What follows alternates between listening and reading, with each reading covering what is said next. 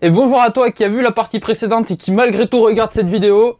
Et bonjour à toi qui n'a pas vu la partie précédente et qui a quand même cliqué sur cette vidéo. Si tu es le toi qui a vu la partie précédente, je te remercie et je te mets un pouce bleu. Si tu es le toi qui n'a pas vu la partie précédente, je t'invite à aller la voir directement puisque je te promets qu'elle te prendra pas plus d'une journée à regarder. Je te jure, elle dure pas plus de 24 heures la vidéo, donc ça peut être cool. Et en plus ça peut t'intéresser, ça c'est pas mal. En attendant, que tu sois le toit numéro 1 ou le toit numéro 2, je te remercie pareil et je te laisse avec mon générique pour la suite de la vidéo. Ciao.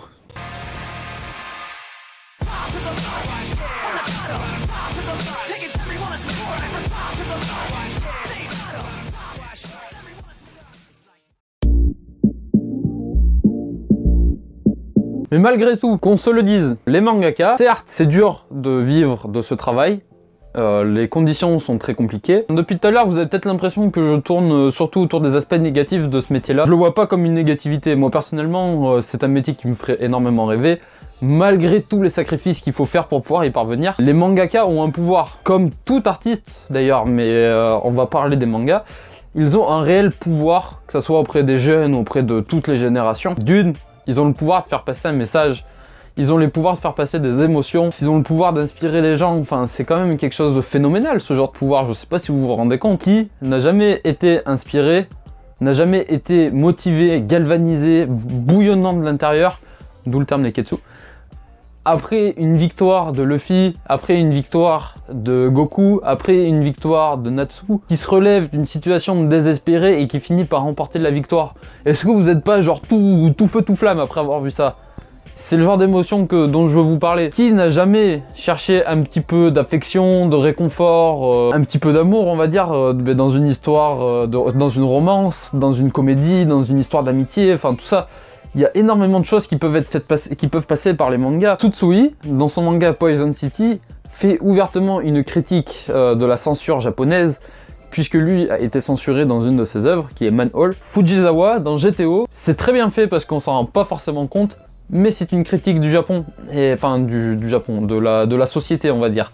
Pas du Japon en lui-même, mais de la société, de l'évolution que ça prend. Je vais vous donner une petite anecdote concernant les mangas et le pouvoir qu'ils ont justement. Ma vie, moi personnellement, c'est basé autour des mangas. C'est pour ça que dans une de mes vidéos, j'ai dit que c'est ce qui me plaisait là-dedans. C'était le fait que ça puisse aider des gens à se construire intérieurement, personnellement, et que ça puisse aider des gens à avancer. Moi personnellement ça a été mon cas. Pour la petite histoire, avant je faisais du rugby jusqu'en 4ème, je faisais du rugby, j'avais toujours fait du rugby, enfin j'avais fait 7 ans de rugby. Et j'ai lu Slam Dunk, genre l'été de 4ème, hop, je lis Slam Dunk, allez, je me dis putain ça avait l'air pas mal, je l'avais pris à la bibliothèque. J'ai fini le tome 31, je l'ai fermé, PLS. PLS complète, j'ai fini le tome, j'ai fait oh merde. Je me suis mis à pleurer, je fais bon, c'est chiant, il n'y a pas de suite. J'ai appelé mon père, je lui ai fait bon papa, je fais pas du rugby l'année prochaine, je me mets au basket. What the fuck, il m'a fait t'es tombé sur la tête mon fils ou quoi? Genre c'est arrivé comme ça, hein. Je leur avais jamais parlé de basket avant, j'avais jamais évoqué, ça m'intéressait même pas. J'ai lu Slam Dunk, donc en une semaine de ma vie a basculé, hein. C'était quand même quelque chose de phénoménal. En plus c'était le premier manga que je relisais depuis un moment, j'avais feuilleté quelques tomes de Dragon Ball avant, j'avais vu Initial D à la télé quand j'étais petit, mais c'était vraiment le premier gros manga que je lisais après. Du coup je me suis mis au basket, j'en fais toujours depuis, ça va faire 7 ans aussi maintenant, donc voilà, maintenant ça fait à peu près autant de temps que pour le rugby. Je dois énormément de choses à Slam Dunk, et encore plus à Bakuman, même s'il se classe 2ème de mon classement de manga, je dois encore plus à Bakuman, qui m'a permis de rencontrer mon meilleur ami, Thierry, celui que vous avez vu, enfin la personne que vous avez vu faire la vidéo de My Hero Academia avec moi. Avec Thierry, on s'était jamais parlé. Mais vraiment, never on s'était parlé. Et moi j'ai lu Bakuman, j'ai fait oh trop bien, j'ai envie de faire un manga moi aussi. Sauf que j'ai dessiné mes premières planches, j'ai fait bon, je sais pas dessiner. J'ai vu Thierry dessiner sur une de ses feuilles, mais c'était exactement en plus, bon on était au collège, hein, on était aussi en 4ème d'ailleurs, donc l'été de 4ème il s'est passé pas mal de choses. J'ai fait putain mec, tu veux pas faire des mangas avec moi? Même réaction que mon père. What the fuck, qu'est-ce que tu me dis? Ça l'intéressait pas vraiment au début, mais bon. Après il a accepté, on a essayé, quelques temps, ça n'a rien donné de très bon, on a essayé de faire quelques trucs mais bon voilà. Ça m'a permis de rencontrer mon meilleur ami, ça m'a permis de rencontrer énormément de bonnes personnes au basket également, j'ai fait énormément de rencontres que j'oublierai jamais, les intéressés se reconnaîtront.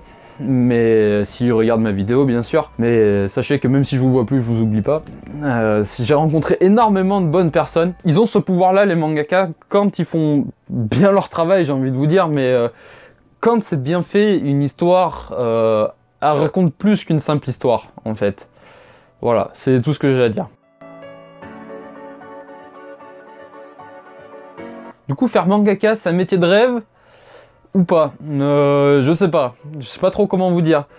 Comme beaucoup de métiers passion, c'est-à-dire comme peut l'être sportif de haut niveau, enfin, comme beaucoup de loisirs qui se transforment en métier, ça demande énormément de sacrifices. Ça demande un mental quand même assez solide parce que souvent, les exigences qu'on a avant, dessiner, pour ceux qui veulent faire mangaka ou faire du basket pour ceux qui veulent faire basketteur, c'est un loisir, personne ne vous y force.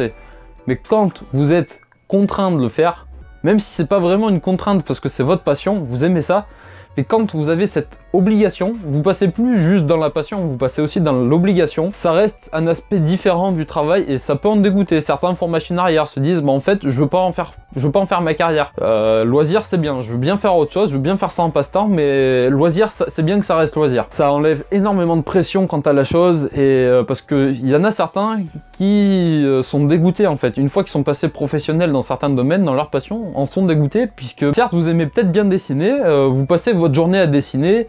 Enfin, vous passez beaucoup de temps à dessiner, vous allez peut-être passer, je sais pas, 3-4 heures par jour, ce qui est déjà beaucoup. Mais là, vous allez devoir passer 10-15 heures par jour, ce qui est énorme, c'est beaucoup plus. Et vous êtes obligé de le faire 7 jours sur 7. Et quand c'est un loisir, vous avez le droit de faire un dessin qui plaît pas à grand monde. Genre un dessin, oh bon, pas terrible, oh cette histoire-là que t'as faite, cette histoire courte, j'aime pas, bon voilà. Quand vous faites ça et que vous êtes professionnel, ça peut ruiner votre carrière en fait. Il y a énormément d'aspects positifs à ce métier-là, mais ça reste quand même un métier assez risqué. Si jamais votre rêve c'est de devenir mangaka et que votre maman veut pas, ou votre papa veut pas, lui montrez pas la vidéo. Montrez-lui les autres s'il veut, si vous voulez, mais lui montrez pas celle-ci, hein. C'est pas possible. Attends, pars pas tout de suite, j'ai encore quelques trucs à te dire. Si tu regardes la vidéo le jour de sa sortie, je te dis à demain pour la suite. Et si tu la regardes n'importe quel autre jour, je te dis à tout de suite pour la suite, parce que t'as intérêt d'aller la voir maintenant là. Enfin bref, t'as compris le message, je t'attends pour la prochaine partie. Ciao.